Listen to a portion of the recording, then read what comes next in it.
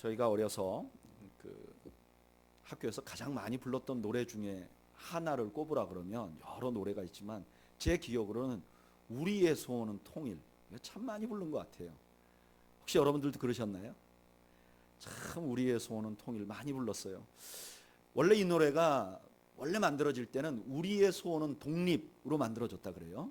그런데 이게 이제 독립이 되고 나서는 우리의 소원은 통일이라는 노래로 불려지기 시작했고요. 아마 이 남쪽, 우리 그 남쪽에 있는 모든 교육받은 사람들, 통일 이후에 그 독립 이후에 부른 사람들은 다 이 노래를 많이 불렀을 거예요. 근데 이게 2000 몇 년도인가 뭐 임수경 씨가 저 북한에 혼자서 이제 간 적이 있잖아요. 그때 북한 사람들이 이 노래를 부르기 시작했대요. 그 전에는 많이 안 불렀는데. 그래서 그 사람 온 다음부터는 이 북한에도 굉장히 유행하는 노래 중에 하나가 우리의 소원은 통일이 됐다고 합니다. 또 2000년인가요? 그때 그 남북 그 정상이 만나가지고 손을 잡고 우리의 소원은 통일을 불렀습니다. 여러분 생각해 보세요. 이 남쪽에 있는 사람도 우리의 소원은 통일, 북쪽에 있는 사람도 우리의 소원은 통일, 그리고 남북 정상도 손잡고 우리의 소원은 통일. 근데 이상하게 아직 통일이 안 됐어요. 너무 이상하잖아요. 그쪽에도 소원은 통일, 이쪽에도 소원은 통일, 정상들도 소원은 통일인데 왜 통일이 안 됐을까요? 지금 손잡고 대통령들끼리 부른 지가 벌써 20년이 다 돼가는데 왜 통일이 안 됐을까요? 뭐 여러 가지 정치적인 분석이 있고 또 여러 가지 환경적인 분석이 있죠. 근데 저는 그냥 이렇게 직관적으로 생각해 볼 때 그렇게 마음에 소원은 있는데 왜 소원이 안 되는가 보니까 각각 다른 방법으로 통일을 하기를 원해서 그래요. 통일을 하기를 원하긴 해. 근데 방법에서 다른 거예요. 그러니까 아무리 열심히 노래를 불러도 각각 다른 방법을 꿈꾸고 있기 때문에 통일이 안 되는 거예요. 이거는 남과 북의 문제만이 아니라 모든 단체가, 모든 조직이 하나 되기를 원하지 않는 조직은 없어요. 대부분의 조직은 그게 가정이든 교회든 회사든 어떤 사회든 하나가 되기를 다 원해요. 그런데 하나가 되지 않는 이유는 각각 다른 방법으로 하나가 되려고 하기 때문에 하나가 안 되는 거예요. 여러분, 가정이 하나가 안 되는 이유는 뭐죠? 제가 부부싸움 하거나 그래서 가정이 어려운 분들 상담해 보면요, 그냥 둘 다 이 가정을 깨겠다 그런 사람은 없어요. 근데 부인은 부인이 원하는 방법이 있어요. 남편은 남편이 원하는 방법이 있어요. 그래서 하나가 안 되는 거예요. 교회도 마찬가지죠. 교회만큼 하나가 되기를 원하는 조직도 없어요. 우리도 우리의 소원과 막상막하로 하나 되게 하소서라는 노래도 만들어서 부르고요. 심지어 하나 되게 하소서라는 라디오 방송이 있을 만큼 이 교회 조직이 하나가 되기를 원해요. 그런데 교회 조직만큼 하나가 되지 못하는 곳도 없어요. 왜 그러냐? 다 각자가 원하는 방법이 있어요. 그 방법대로 하나가 되려고 하니까 하나가 안 되는 거예요. 그런 의미에서 오늘 본문은 아주 대단히 중요한 본문이에요. 왜냐하면 오늘 본문은 교회에 대해서 말씀하시는데 교회가 어떻게 하면 하나가 되는지를 알려주기를 원해요. 교회가 하나가 돼야죠, 당연히. 그런데 어떻게 하면 하나가 되는지를 알려준단 말이에요. 이 원리대로 하면 교회가 하나가 된단 말이에요. 그러면 이 원리는요, 교회에게만 적용되는 게 아니라 가정에도 적용되고 사회에도 적용돼요. 어떻게 하면 하나가 되는가? 오늘 본문을 통해서 그 비밀을 우리가 함께 나누고 은혜를 나누려고 합니다. 첫째, 저를 따라 하시죠. 내가 판단자가 아님을 명심해야 합니다. 사도 바울은요, 하나가 되는 것에 관해서 얘기를 하면서 7절을 아주 묘하게 시작합니다. 우리 7절 한번 읽어볼까요? 7절 읽어보겠습니다. 시작. 우리 각 사람에게 그리스도의 선물의 분량대로 은혜를 주셨나니. 누군가가 각 사람에게 그리스도의 선물의 분량대로 주었다고 말하는데 7절에는 주어가 분명하게 나타나지 않아요. 이렇게 주어를 분명하게 말하지 않는 것은 좀 더 사람들에게 흥미를 주거나 혹은 궁금증을 유발해서 그 주어가 훨씬 더 부각되도록, 이 주어가 너무나 중요하도록 만드는 문학 기법이에요. 그러니까 누군가가 나에게 선물을 줬어? 그럼 사람들이 누가? 이렇게 궁금해하듯이 사도 바울이 그렇게 말하는 거예요. 그리고 나서 8절에 갑자기 구약 성경을 인용을 합니다. 구약 성경 인용한 거 한번 읽어볼까요? 시작. 그러므로 이러기를 그가 위로 올라가실 때에 사로잡혔던 자를 사로잡으시고 사람들에게 선물을 주셨다 하였도다. 이 성경은 시편 68편을 인용한 거예요. 시편 68편에서 어떤 내용이냐? 왕이 전쟁에 나갑니다. 그래서 그 전쟁을 승리해요. 전쟁을 승리하고 나니까 수많은 그 전쟁에서 공을 세운 사람들이 있을 거 아닙니까? 그러니까 왕이 승리를 한 다음에 그 공을 세운 사람들에게 각각 선물을 준다 하는 장면이에요. 그런데 여기 위로 올라갔다 하는 표현은 초대교회 성도들에게 아주 자주 쓰이는 말이었어요. 뭐에 대해서 쓰이는 말이냐? 예수님이 승천하셨다 하는 말, 그 말을 올라가셨다는 말로 계속 썼어요. 그러니까 지금 사도 바울이 어떻게 얘기하냐면 구약의 시편 68편을 인용하면서 올라가셨다 할 때 이 올라갔다는 말이 원래는 높은 곳에라는 의미인데 이것을 헬라어로 번역하면서 올라가셨다는 말을 그대로 사용하는 거예요. 그래서 이 지금 사도 바울이 누구가 생각나게 하냐면은 예수님이 생각나게 하는 거예요. 근데 그 예수님이 어떤 예수님이냐? 이렇게 말하는 거예요. 예수님이 올라가셨지. 올라가셨다는 거 보니까 구약의 시편 68편에 올라간 왕이 있어. 그 왕은 어떤 왕이냐? 자기가 승리해서 승리한 주권으로 사람들에게 물건을, 전리품을 나누어주는 그 왕이야. 그리고 그분이 바로 누구라는 거예요? 우리의 예수님이야. 이렇게 말하는 거예요. 사도 바울은요, 교회가 하나 되는 방법을 말하면서 먼저 독자들의 관심을 예수님에게 꽂히게 하고, 그 예수님은 누구냐? 자기 마음대로 하실 수 있는 분이라는 것, 예수님이 주권을 가지고 계신 분이라는 걸 강조해요. 왜 이렇게 강조하는가? 이유는요, 인간들이 자꾸 자기가 주인 되려고 하는 성향이 있어요. 주권적인, 자기가 주도적으로 뭔가를 하려고 하는 성향이 있어요. 여러분, 이 성향이 문제의 시작이에요. 인류 최초의 죄악이 뭐죠? 하와가 선악과를 따먹은 거예요. 근데 선악과를 따먹은 자체가 문제가 아니라 선악과를 따먹게 된 이유가 뭐죠? 이유가 하와가 판단한 거예요. 하나님께서 그 따먹으면 안 된다, 먹으면 죽는다. 근데 하와가 아니요, 내가 주도적으로 판단할래요. 하와가 판단한 거예요. 그러니까 모든 문제의 시발은 뭐냐면 우리가 스스로가 중심에 서고 판단자가 되려고 하는 거예요. 그런데 문제는 인간이 판단하는 건 완전하지 못해요. 왜 완전하지 못하냐? 첫째, 인간이 가지고 있는 이 지성이라는 게 불완전해요. 여러분, 내가 보고 느끼고 확신하는 게 불완전하다는 걸 우리가 인정해야 돼요. 잘 보세요. 창세기 3장 6절에 하와가 선악을 알게 하는 나무를 쳐다봅니다. 그랬더니 어땠죠? 딱 보니까 직관적으로 알았어요. 뭐 어떻게 알았죠? 저거가 지혜롭게 할 만하다. 여러분, 인간의 눈에 그 과일은 지혜롭게 할 것 같았어요. 무엇 때문에 그랬는지 이유는 몰라요. 근데 자기가 보기에 지혜롭게 할 만하다고 판단했어요. 확신을 했어요. 자기가 확신을 하니까 누구한테 준 거죠?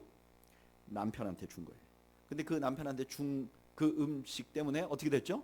인류가 파멸한 거죠. 우리가 참 사랑을 가지고 선한 뜻을 가지고 있어도 우리의 지성이 잘못되면요, 이게 우리에게 피해를 주는 거예요. 제가 언젠가 한번 말씀을 드렸지만 저는 어렸을 때는 몸이 굉장히 약했어요. 지금은 굉장히 튼튼해요.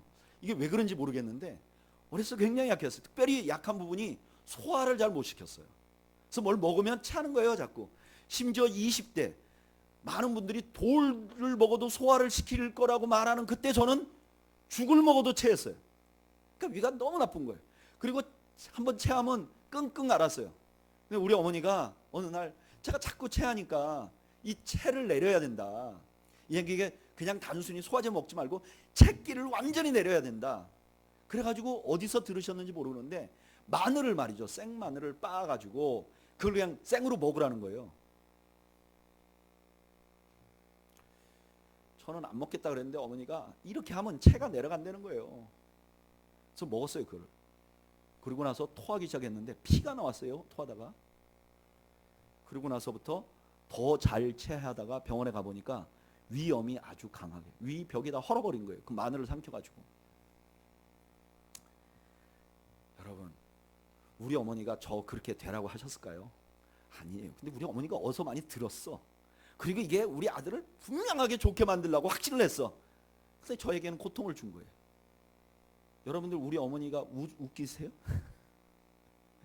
이게 굉장히 똑똑한 사람들도 이런 실수가 많아요. 제가 그래서 설교 준비하면서 우리가 잘못 알고 있는 상식들을 몇 가지 한번 인터넷에 뒤져보니까요. 이런 게 있더라고요. 많은 사람들이 하루에 성인이 물 8잔을 마시면 건강하다. 물 8잔을 마시면 건강해진다. 이런 확신하고 있답니다. 여러분들도 그렇게 생각하시나요? 물 많이 마시면 건강에 좋다. 다 확신하나요? 근데 이게 왜 이렇게 이 말이 생겼냐면 1945년도에 미국의 식품영양소위원회가 조사를 했는데 성인이 물 8잔분의 수분을 마시면 건강하다라는 발표를 했어요. 근데 이 발표가 이걸로 끝나는 게 아니에요. 그 다음에 뭐가 이어졌냐면은 그런데 사람들은 음식을 그냥 일반적으로 음식을 섭취하면 그 음식 가운데서 8잔의 수분을 가진대요. 우리가 샐러드 먹고 그다음에 뭐 음료수 마시고 우유 마시고 이러면서 이미 8잔을 다 마신 거예요. 그러니까 8잔 먹으나 많아요. 또 어두운 곳에서 책 보면 눈 나빠진다 그러잖아요. 근데 이게 눈, 시력, 근육에 아무런 영향이 없대요. 껌껌한 걸 계속 봐도 괜찮대요. 우리가 그냥 어두운 데서 보면 그렇다고 우리가 생각하고 확신하는 거예요. 여러분 이게 저는요 뭐 건강에 대한 상식뿐만 아니라 그 공부를 무슨 공부든지 해보면요 이게 정답이 없어요. 조금만 깊이 들어가면 정답이 없어요. 우리가 알고 있는 게 다 불완전해요. 심지어 우리는 그 지성이 완전하다 할지라도 그거를 공평하게 사용할 수 있는 능력이 없어요. 저하고 아주 친한 목사님 한 분이 딸 둘의 아들 하나인데 이분이 이제 그 아들을 참 좋아해요. 그런데 아들을 아무리 좋아해도 딸을 키울 때 그 딸이 늘 조심스럽잖아요. 이제 미국에서 목회를 할 때 어떤 날 이 딸이 학교에서 무슨 행사를 한다 그러고 가서 12시까지 안 들어오는 거예요. 그러니까 목사님 잠을 못 자고 얘가 언제 들어오냐 전화를 해야 될 텐데 그래서 문 밖에 이렇게 서성이는데 딸이 차를 타고 오더라는 거예요. 차가 한 대 쓰더라는 거예요. 그 차에서 내리는 보니까 딸이 내리더라는 거예요. 그래서 너무 반가워서 갔더니 그 옆에 어떤 남자애가 내려서 걔를 내려다 주더라는 거예요. 그래서 자기가 그 남자애를 가서 멱살을 잡았다는 거예요. 이놈아 지금까지 내 딸을 데리고 뭐 했냐고. 그랬더니 딸이 이제 난 창피해서 학교도 못 간다. 아빠 왜 이러냐. 그리고 방에 들어가 버렸다는 거예요. 그 얘기를 목사님들 친구들에게 했어요. 친구들이 다 뭐라 그랬을까요? 당신이 사모님 꼬실 때 생각을 좀 해봐. 어째 당신 그래. 모든 목사님들이 다 자기가 입장이 바뀌어갖고 저런다고. 여러분 우리는요 공평할 수 없는 존재예요. 우리는 주도적으로 판단하려고 하는데 그걸 판단하려고 하는 때 우리가 자격이 없어요. 그래서 야고보서 4장 12절에 뭐라고 말하냐면 이렇게 말해요.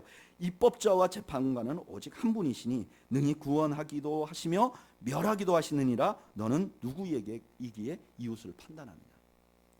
여러분 우리는 판단할 자격이 없어요. 하나 되는데 가장 큰 장애가 뭐냐면 내가 판단할 수 있다고 생각하는 거예요.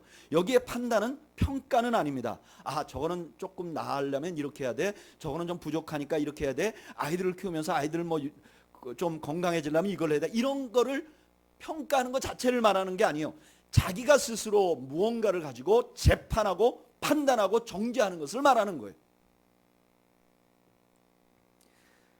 사랑하는 여러분, 우리는 판단할 권리가 없습니다. 오늘 예배 참석한 아내들은 저를 따라하십시오. 나는 남편을 판단할 권리가 없다. 남편들은 저를 따라하십시오. 나는 아내를 판단할 권한이 없다. 우리 성도들 모두 한번 같이 해보죠. 나는 교회를 판단할 권한이 없다. 우리는 그냥 이해하고 평가할 수 있죠. 그렇지만 그걸 재판할 권리는 우리에게 없는 거예요. 이걸 하지 않는 순간부터 하나됨이 시작되는 거예요. 그래서 사도 바울은 맨 먼저 주님이 재판관이라는 걸 먼저 말씀드리는 거예요. 주님이 최고 주권자라는 걸 말씀드리는 거예요. 두 번째로 저를 따라하시죠. 다양성을 인정해야 합니다. 사도 바울은 1절부터 6절까지 하나됨에 대해서 얘기하고 7절을 이렇게 시작해요. 뭐라고 시작하느냐?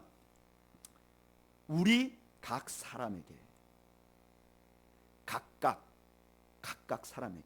그리고 11절부터 아주 다양한 직무를 소개합니다. 왜 바울이 이렇게 얘기하냐? 우리는 흔히 생각할 때 하나 된다 그러면 무조건 다 같이 한 색깔로 칠하는 거를 의미한다고 생각해요. 그러니까 의견이 다른 게 없이 그냥 다 한 의견, 이걸 하나 된다고 생각해요. 이게 특히 심한 사람들이 우리나라 사람들이에요. 어떤 일본 학자가 예전에 뭐 그런 말을 했잖아요. 우리 한국 사람들은 모래알이다. 아니요. 우리나라 사람은 절대로 흩어지는 사람이 아니에요. 제가 증거를 대볼게요. 역사적으로 이렇게 왕조가 있는데요. 700년, 1000년 이런 왕조가 없어요. 세계 역사를 살펴보면 1000년 가는 왕조가 몇 개 안 돼요. 근데 우리나라는 보세요. 고구려가 700년, 신라가 1000년, 고려가 450년, 조선도 500년까지 했어요. 그리고 아세요? 지금 전 세계에서 독재를 해먹으면서 3대까지 이어낸 건 유일하게 우리 민족이에요. 우리가요, 이게 하나 되는데 보통 강력한 사람들이 아니에요. 2002년 월드컵 때 다 빨간 옷 입고 나타났잖아요. 밥 먹으러 가면 야, 나 통일해 그러잖아요. 우리가 하나 되는데 굉장히 가치를 가지고 있어요. 그냥 다르지 않게 만드는 게 하나 되는 것이라고 생각해요. 근데 성경은 그렇게 하는 것이 하나 되는데 가장 방해라고 말하는 거예요. 여러분, 하나 된다는 것은 모든 사람이 다 같은 색깔이 된다는 것을 의미하지 않아요. 성경은 반대로 하나 되려고 하면 제일 먼저 인정해야 될 게 다르다는 것을 인정해야 된다. 다양성 속에 일치를 인정해야 그게 하나가 된다고 오늘 말씀하는 거예요. 획이라는 하나 되는 게 아니에요. 하나가 되려면 어떻게 해야 되느냐?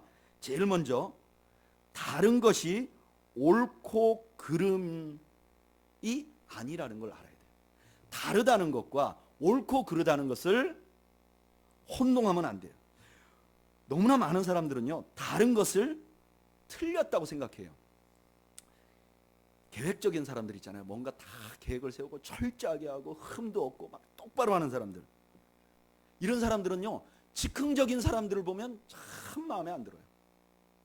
준비가 하나도 안 돼 있는 사람 같아요. 근데 반대로 굉장히 즉흥적인 사람들은요, 아주 계획적인 사람들을 보면 굉장히 교활하게 보여요.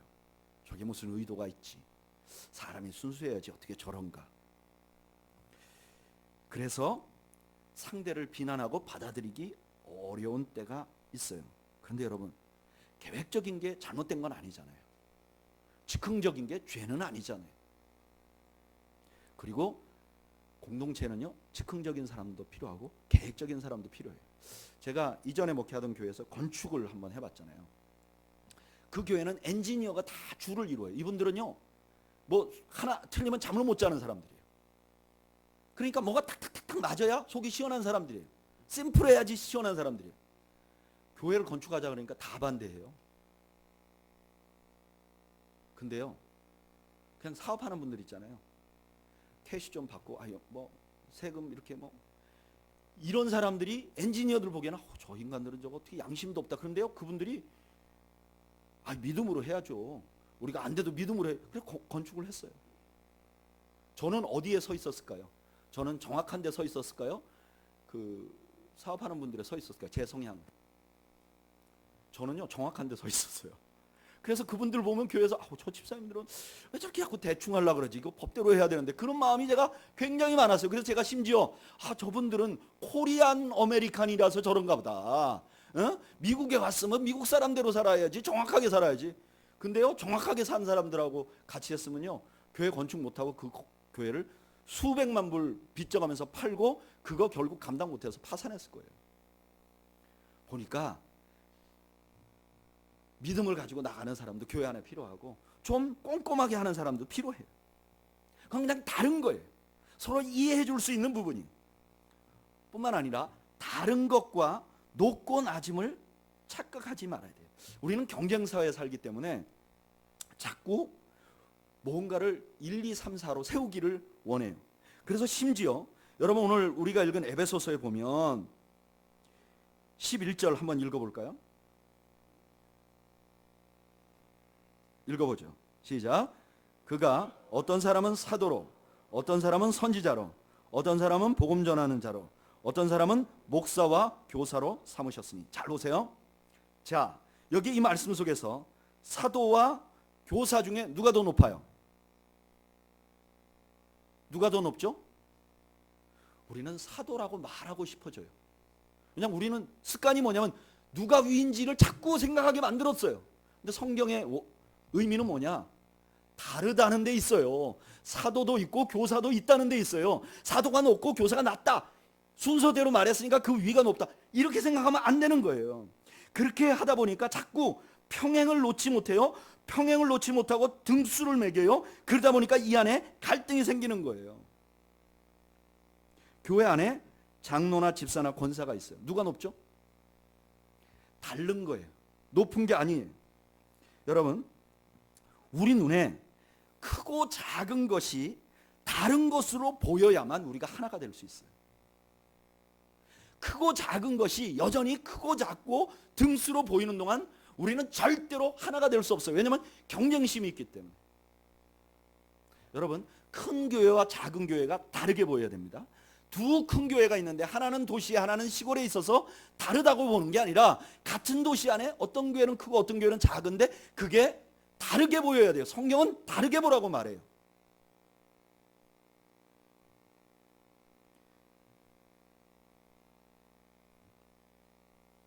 어떤 분이 태어난 장소가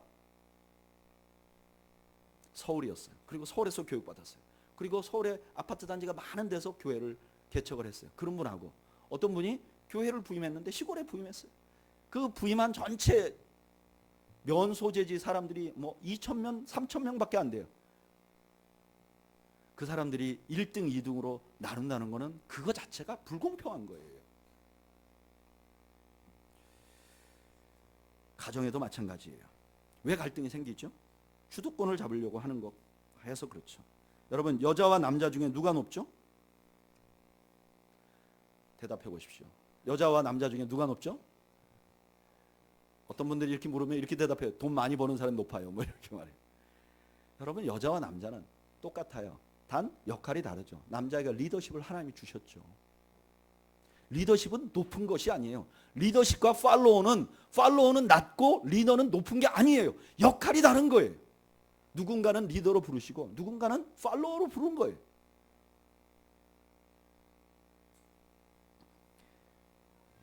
경쟁을 내려놓고 서로가 다름을 인정할 때 그것에 아름다운 공동체가 이루어져요. 얼마 전에 추석이 지나갔잖아요. 추석 전에 우리가 모두 하는 게 뭐죠? 벌초를 해요. 풀을 베러 가요. 근데 벌초할 때마다 이 벌초 해본 분들은 알지만 이 벌초할 때쯤 풀이 파릇파릇해요. 그래서 그 풀색이나 아니면 풀에 의해서 이 풀의 독에 의해서 우리가 상처를 입는 경우가 많아요. 그런데요, 이제 지금부터 몇 달 지나면요, 그 풀들이 다 힘이 빠져요.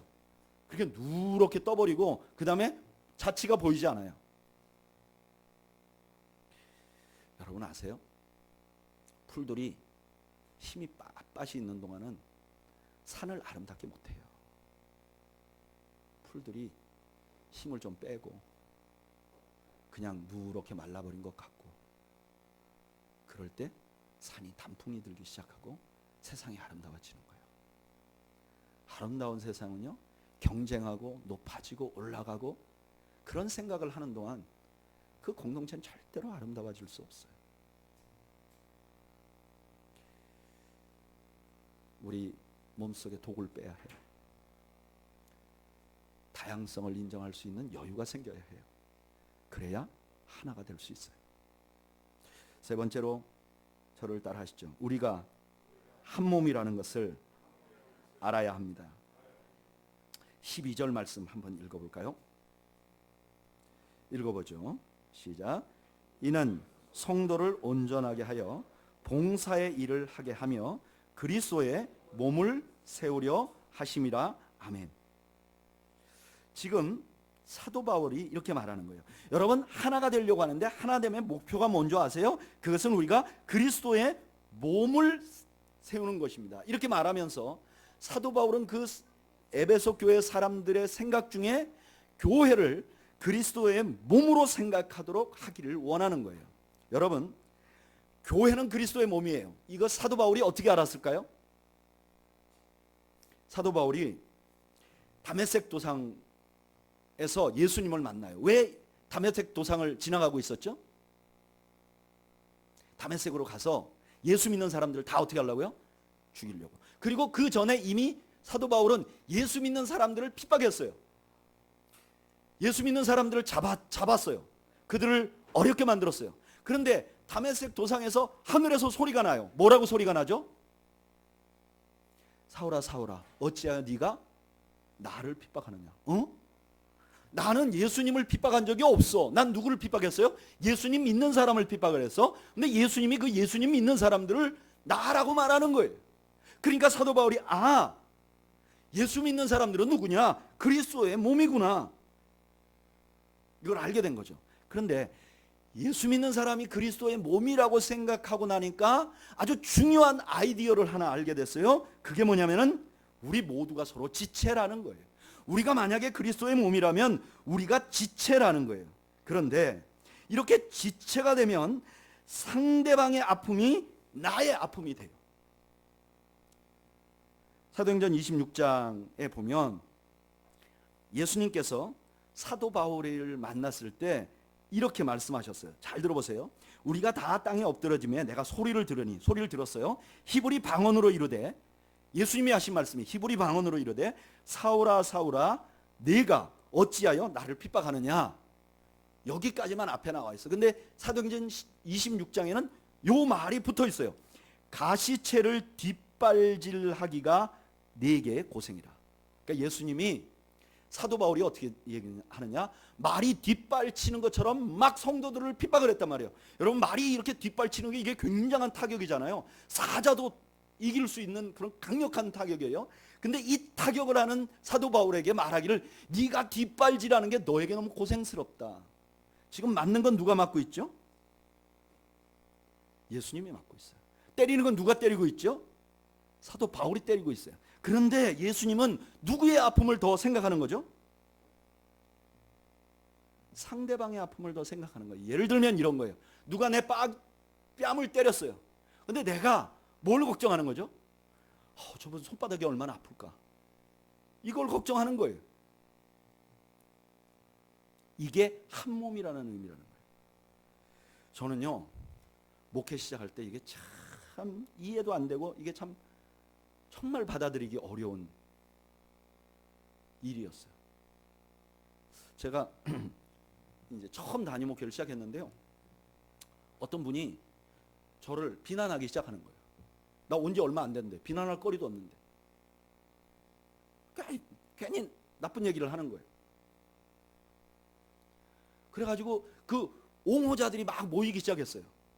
그분하고 같은. 제가 점점 어려워지는데 이걸 변명할 수도 없고.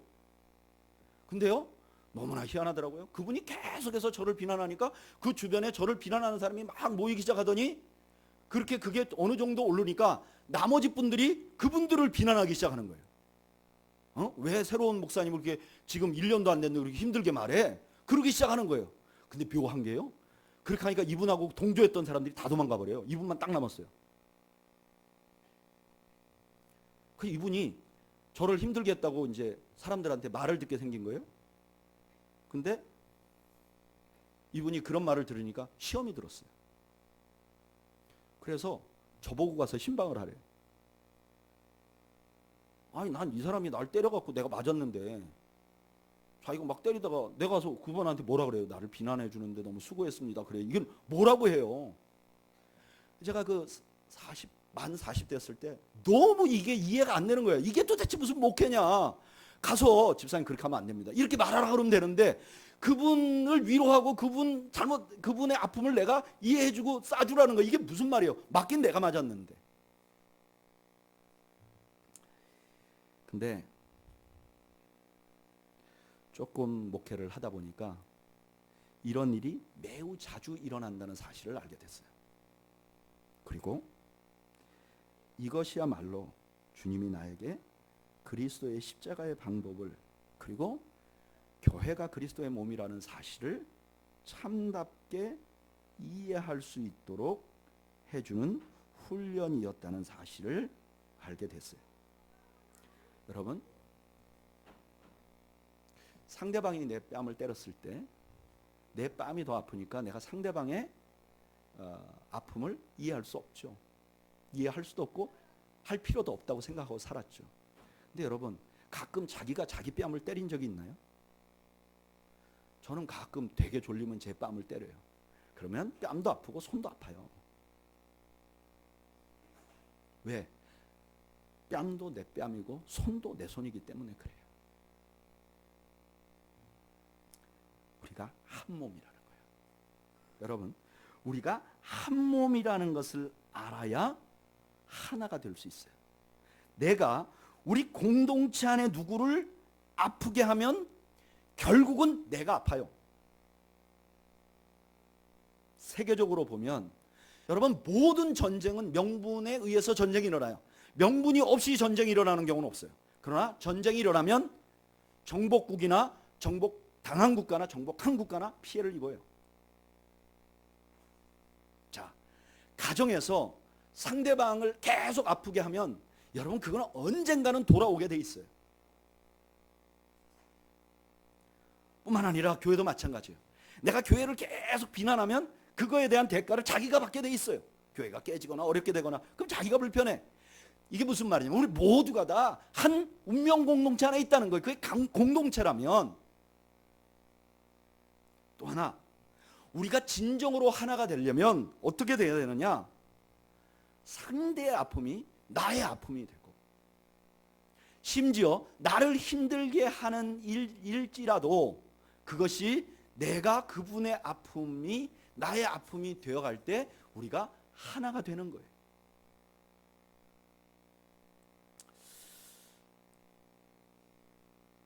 몇 주 전에 제 여동생이 저희 집을 방문했는데, 제 여동생이 오래전에 제 짐을 좀 이렇게 갖고 있다가 제 아내가 저에게 결혼하기 전에 보내줬던 사진을 하나 갖고 왔어요.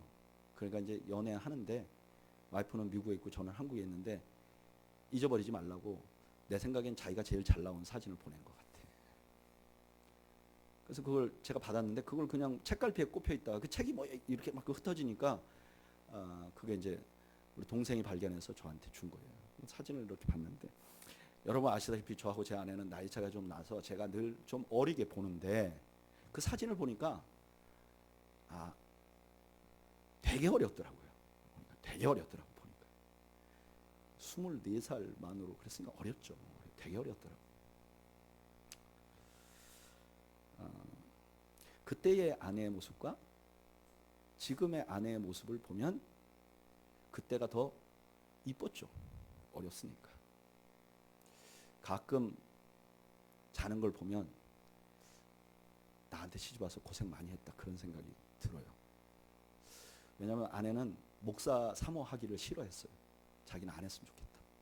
근데 제가요 되게 열심히 꼬셨어요. 제가 편지를 한 수백 통 썼을 거예요. 그래가지고 꼬셔갖고 해갖고 결혼해가지고 목사 사모의 노릇을 하는데, 자기가 원하지 않는 노릇을 하는 거잖아요. 얼마나 고생스러워.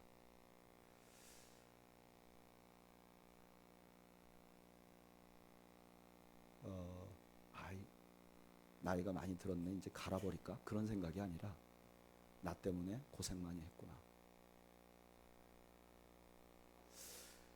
아마 제가 뭐 사랑했으니까, 좋아했으니까 결혼했겠죠. 그러나 그때보다는 저에겐 지금이 훨씬 더 깊은 것 같아요. 이런 경험은 우리 모두에게 있지 않는가요? 우리와 함께 살아오는 사람들, 그게 부부도 마찬가지고 어떤 때는 자식도 그런 것 같아요. 부모님도 그렇고. 우리가 살아가다 보면 서로에게 상처를 주고받죠. 아무리 성자같이 있어도 집에 오면 우리가 성자가 될 수 없잖아요. 그러니까 우리가 상처를 주고받아요. 그런데 이상하게 서로 상처를 주고받다 보면 어느 정도 세월이 흐르면 그 사람의 주름, 그 사람의 상처기들이 내가 공감을 하고 내가 그 상처 때문에 아파지면 난 그때부터 진짜 하나가 되는 것 같아요. 교회도 마찬가지일 것 같아요. 우리가 상대방, 나하고 다른, 어떤 때는 나에게 상처를 주는 그 사람도 그 사람이 측은하고 이해가 되고 그러면 하나가 되지 않을까. 저는 이런 생각을 해요. 요즘 우리나라에 그 법원 앞에 모여 있는 사람들과 광화문 앞에 모여 있는 사람들이 서로 좀 측은하게 여기면 어떨까? 얼마나 답답하면 저기 나왔을까? 아이고, 그렇게 좀 이해해주면 하나가 되지 않을까요? 다룰 수 있죠. 우리가 다룰 수 있어요. 그런데 우리 주님은 십자가로 우리가 하나 되는 방법을 알려주는 거예요. 야, 그의 아픔이 내 아픔이 되면 그때부터 우리는 하나가 되는 거야 라고 말을 해주는 거죠. 저는 오늘 우리는 교회가 주님을 주인으로 삼고 우리가 다양하다는 것을 인정하고 상대의 아픔이 참 내 아픔이 될 때까지 내가 미숙함을 발견하고 내가 성숙하려고 몸부림치는 그런 성도들이 되기를 축복합니다. 그리고 이 원리를 우리의 가정에 먼저 적용해서 우리의 가정에 하나 되는, 서로 측은히 여기며 하나가 되는 그런 역사가 일어나기를 원합니다. 그리고 저와 여러분들이 속해 있는 모든 공동체 가운데 하나 되는 역사가 일어나기를 주님의 이름으로 축원드립니다.